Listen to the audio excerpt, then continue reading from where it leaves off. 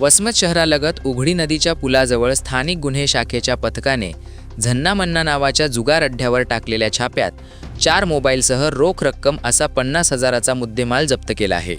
या प्रकरणी 12 जणांवर वसमत शहर पोलीस ठाण्यात गुरुवारी दिनांक 26 रोजी गुन्हा दाखल झाला आहे। हिंगोली जिल्ह्यात अवैध व्यवसाय करणाऱ्यांवर कारवाई करण्याची मोहीम हाती घेण्यात आली आहे। मटका व जुगार अड्ड्यांवर छापे टाकून गुन्हे दाखल करण्याचे आदेश पोलीस अधीक्षक नीलाभ रोहन, अप्पर पोलीस अधीक्षक कमलेश मीना यांनी दिले आहेत।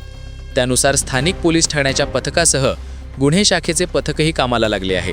दरम्यान वसमत शहरालगत उघडी नदीच्या पुलाजवळ काही जण झन्नामन्ना नावाचा जुगार खेळत असल्याची माहिती पोलिसांना मिळाली होती।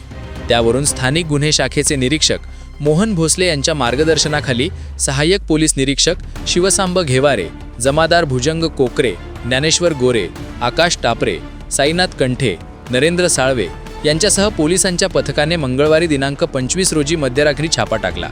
यावेळी घटनास्थळावर 12 जण जुगार खेळत असल्याचे आढळून आले। पोलीस आल्याचे लक्षात येताच काही जुगाऱ्यांनी पळ काढण्याचा प्रयत्न केला, मात्र पोलिसांनी सर्वांना ताब्यात घेतले। पोलिसांनी घटनास्थळावरून 19,000 रुपये रोख आणि 31,000 रुपये किमतीचे 4 मोबाईल असा 50,000चा मुद्देमाल जप्त केला आहे। या प्रकरणी जमादार DG मात्रे पुढील तपास करीत आहेत।